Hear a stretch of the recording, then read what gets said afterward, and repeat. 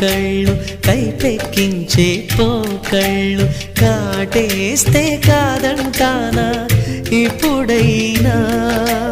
వయసేమైనా సొగసేమైనా మరపించే